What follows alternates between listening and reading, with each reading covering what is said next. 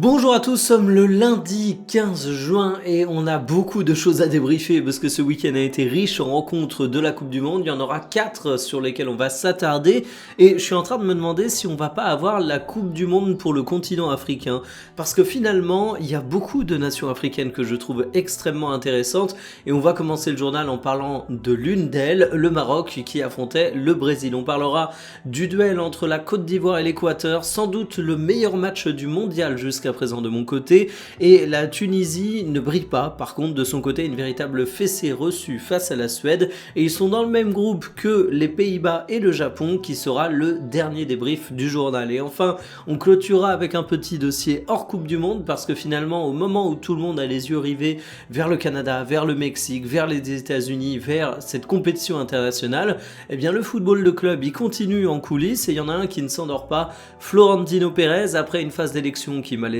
extrêmement critique. On a un mercato qui s'active, on a Cucurella qui débarque du côté du club espagnol et ça bosse bien, j'ai pas peur de le dire et je développerai mon avis. Installez-vous confortablement et bienvenue pour le journal du jour. Le Maroc était meilleur que le Brésil. À un moment, faut pas avoir peur de le dire. Ouais, le Brésil, c'est le football samba, c'est le talent, c'est Ronaldo, c'est Ronaldinho, c'est tous les souvenirs que vous voulez. Mais au bout d'un moment, le football, c'est pas gravé dans le marbre. C'est pas simplement un affrontement de statut. Ce qui compte, c'est la génération de joueurs que t'as actuellement, ce que ça donne sur le terrain. Et ça a donné un match nul 1-1 entre le Brésil et le Maroc. Mais de mon côté, j'ai préféré les Marocains pour pas mal de raisons. Voici les compos qui étaient alignés. C'est le Maroc qui a ouvert le score dès la 21e minute. Vinicius Junior a répondu très rapidement en égalisant et c'est sans doute le joueur du Real Madrid qui a été l'homme fort du côté du Brésil. Il a été très dangereux sur son côté. Il a lourdement insisté sur le fait que Carlo Ancelotti lui donnait une certaine liberté tactique, ce qui lui permet de briller. De mon côté, j'ai surtout vu un joueur qui était en forme et techniquement, il était au-dessus du lot. Et le Brésil avait bien besoin de ça parce qu'en face, avait un homme qui a marqué de son empreinte sa Coupe du Monde, on peut d'ores et déjà le dire avec un petit match, mais c'est son premier match officiel. Je parle évidemment de Boadi, le joueur du LOSC qui nous a sorti une rencontre XXL. Il a eu une grosse activité, il a été présent à la récupération, en même temps il a été juste techniquement. Les années marocaines avec Boadi vont être absolument formidable parce que c'est un joueur d'une grande qualité. Alors le Maroc a été plus plaisant à mon sens parce qu'ils ont été plus offensifs, plus incisifs à la pression faite à l'adversaire et ils sont mieux rentrés dans leur match que le Brésil. Et c'est assez marrant parce que quand t'as le cliché du Maroc qu'on a vu il y a quelques années qui était une équipe qui défendait bien, le cliché du Brésil qui est censé être une équipe joueuse, t'as eu une totale inversion des rôles, mais c'est plutôt logique parce que tu regardes cette équipe du Maroc, regardez-moi le 11, t'as quand même du Brahim Diaz, du Unai, du Boadi, du Hakimi, du Mazraoui, c'est quand même des sacrés joueurs de ballon. Et en face t'avais quoi ? T'avais un Casemiro au milieu de terrain qui avait juste l'air d'avoir 70 ans, c'était assez dur et tu sentais clairement le déficit physique. Alors plus de kilomètres parcourus du côté des Marocains justement, sinon des statistiques plutôt équilibrées sur le papier, mais moi mon impression visuelle allait en la faveur des Lions de l'Atlas. Pour le Brésil, je trouve qu'il manque quand même un João Pedro. Alors Carlo Ancelotti a peut-être appelé Neymar pour des questions politiques plus que sportives, mais tu mets un João Pedro titulaire dans cette équipe, je pense que ça te change un petit peu la rencontre. Si on regarde les conséquences au classement, eh bien, on a l'Écosse qui est en tête, mais je m'inquiète pas parce que tout le monde devrait taper assez facilement Haïti. Donc Brésil comme Maroc, ça va être un petit peu le duel de ce groupe, je le sens plutôt bien. Diomandé, ça va être le mec de cette Coupe du Monde. Il y a un moment, je me mouille, mais la Côte d'Ivoire est une très bonne équipe, donc ça lui donne un bon contexte pour briller. Il fait une saison club qui est absolument monumentale. C'est un joueur qui a un talent qui est très rare, et en plus de ça, il n'a pas encore l'étiquette du joueur qui est identifié par absolument tout le monde. Les fans de foot le connaissent, les connaisseurs l'ont vu souvent jouer, mais c'est pas encore une superstar internationale, mais il va le devenir avec ce mondial. Victoire de la Côte d'Ivoire face à l'Équateur dans ce qui est à mon goût le meilleur match du mondial jusqu'à présent. Un petit 1-0 certes, mais pas mal de choses intéressantes à se mettre sous la dent. Voici les compos qui étaient alignés. Bon, Amad Diallo, seul buteur, il entre à la 56e, mais l'homme du match, je l'ai dit, c'est Diomandé, tantôt à droite, tantôt à gauche, juste intenable. Et pourtant, en face, il avait Hincapié et Pacho, Wai et Pepe, des choix peu payants, des joueurs qui ont peiné à concrétiser le danger de Diomandé, justement. Et le coaching de Faé a été vraiment important au cours de la rencontre, je pense qu'il faut le saluer. En face, si on s'attarde sur l'Équateur, c'est une charnière centrale qui est bien évidemment solide, mais moi ce qui m'a beaucoup déçu, c'est finalement le fait qu'ils ont manqué de réalisme. Ils ont réussi à être bien présents au milieu de terrain parce que Fofana, je l'adore, mais clairement c'est un match catastrophique qu'il fait.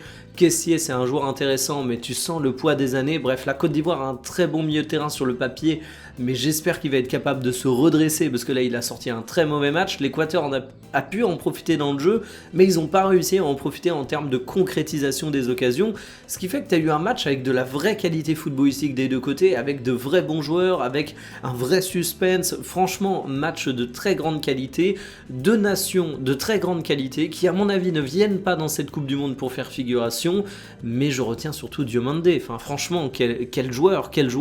Si on regarde le groupe, l'Allemagne est devant grâce à son carton face au Curaçao, mais je pense que tout le monde va les taper, l'Équateur et la Côte d'Ivoire compris. C'est un groupe qui est quand même assez relevé parce qu'on a 3 belles sélections, donc je suis vraiment curieux de voir les prochaines rencontres. Est-ce qu'on peut dire que la Tunisie est déjà éliminée? Alors je sais, ouais, c'est le premier match, il faut pas tirer des conclusions définitives, mais au bout d'un moment, tu te tapes un 5-1 contre la Suède, et si on regarde le groupe F dans lequel ils sont, eh ben peut-être que la Suède c'est le plus prenable, hein. Le Japon et les Pays-Bas sont quand même de sacrées sélections, la Suède a donc pris ses 3 points, le goal average est assez violent pour la Tunisie, ils sont complètement condamnés à l'exploit, et je donne pas cher d'une équipe qui a montré un visage relativement faible. Les matchs amicaux laissaient présumer ça, de mon côté j'avais encore un petit peu d'espoir, mais franchement mon espoir a été relativement douché avec ce match. Les compos, bon ben Alexander Isak qui redevient un joueur de foot, on a tendance à l'oublier, mais il est exceptionnel, il a fait une saison ratée, mais ça arrive, pas de prépa, blessure. Ici, il était juste dans le jeu, 35 ballons touchés, mais bien utilisé. Et Gyökeres de son côté, efficace, mobile, vraiment un gros match. En fait, il y a eu une bonne capacité à créer du danger du côté de la Suède. J'ai vraiment trouvé que c'était une équipe qui était intéressante. Faudra s'interroger sur leur solidité quand ça va commencer à devenir plus compliqué, évidemment, mais ça reste assez intéressant. Du côté de la Tunisie, t'as été complètement trahi par ton gardien qui fait un match abominable. Normalement, il y a moins de buts en la faveur de la Suède, mais on peut dire qu'il jouait contre la Tunisie sur ce coup. T'as un craquage en fin de match qui, de mon côté, me laisse assez interrogatif sur comment la Tunisie va pouvoir se redresser, parce qu'ils doivent se redresser vu qu'il y a de l'adversité dans ce groupe. Donc franchement, force aux Tunisiens, c'est peut-être pas la Coupe du Monde où il va y avoir le plus de fun. J'espère pour eux que je me plante, mais ça m'a l'air très compliqué pour la suite. Les Japonais étaient attendus comme un outsider au cours de cette Coupe du Monde, peut-être pas l'équipe sur laquelle on allait mettre une petite pièce, mais un adversaire qui n'était pas à sous-estimer. Eh bien, il confirme un 2-2 face aux Pays-Bas, bon, certes bien aidé par Verbruggen, mais tout de même des choses intéressantes à retenir. Voici les compos qui étaient alignés. Somerville et Gravenberch, vraiment très bons, ils ont formé un excellent côté droit, et c'était de toute façon là que le match se passait, parce que même en face, Nakamura a été très en vue. Et les Pays-Bas ont rapidement mener la rencontre en termes de domination territoriale, une très grosse possession en première période, ça s'est équilibré par la suite, une très bonne justesse technique, mais le problème des Néerlandais, c'est qu'ils n'ont pas un vrai gros numéro 9 qui te permet de tuer le match quand tu as une domination, qui permet finalement de saisir ta chance. Et face aux Japonais, ça tu le paies cash, parce que le Japon a une capacité à briller collectivement et à ne pas sortir de ses rencontres. C'est vraiment une équipe poil à gratter, et il y a un truc qui est assez représentatif selon moi de ça, c'est que sur le papier, c'est peut-être les Pays-Bas qui ont le meilleur banc, mais finalement en termes de réalité de la rencontre, le coaching il a davantage été en la faveur des Japonais, qui ont su faire une seconde mi-temps absolument excellente, qui n'ont rien lâché jusqu'à la fin, et t'en ressors avec des statistiques de rencontre plutôt équilibrées, où t'as du réalisme des deux côtés, mais c'est du 10 pour 10 côté tir, il y a une possession qui s'est rééquilibrée à la fin du match, donc franchement c'est une poule qui s'annonce extrêmement intéressante à suivre, et on va pas faire de blagues sur le projet Blue Lock du côté du Japon, parce qu'on en a un peu marre de ça, mais en tout cas il y a un projet de jeu du côté du Japon qui donne des fruits, on peut le dire.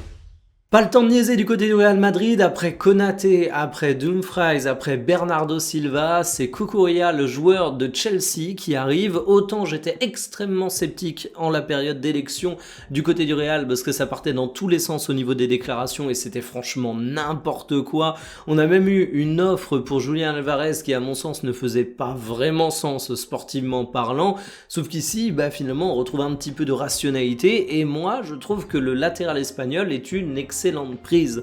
On estime le transfert aux alentours de 60 millions d'euros, mais il n'y a pas de chiffre définitif qui circule.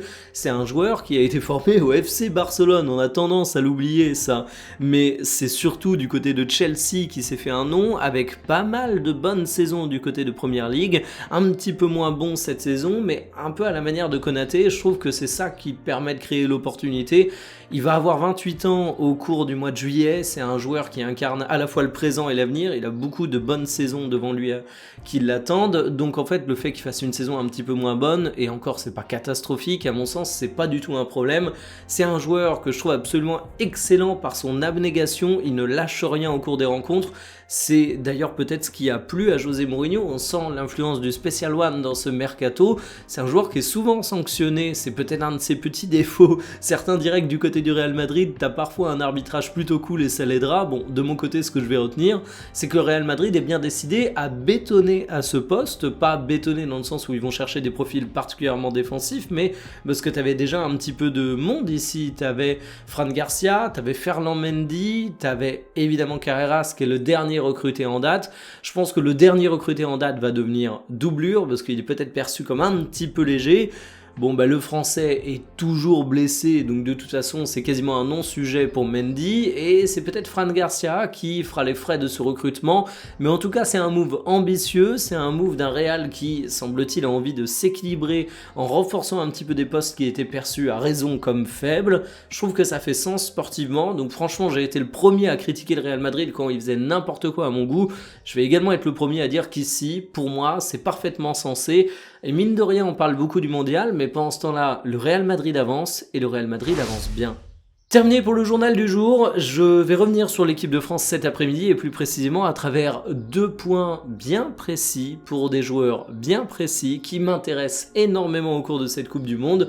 Évidemment, il y aura un côté un petit peu avant-match puisque les Bleus vont enfin faire leur entrée dans la grande compétition. J'espère que de votre côté, vous arrivez à apprécier les rencontres. Moi, j'ai l'impression d'être crevé alors que le marathon ne fait que commencer.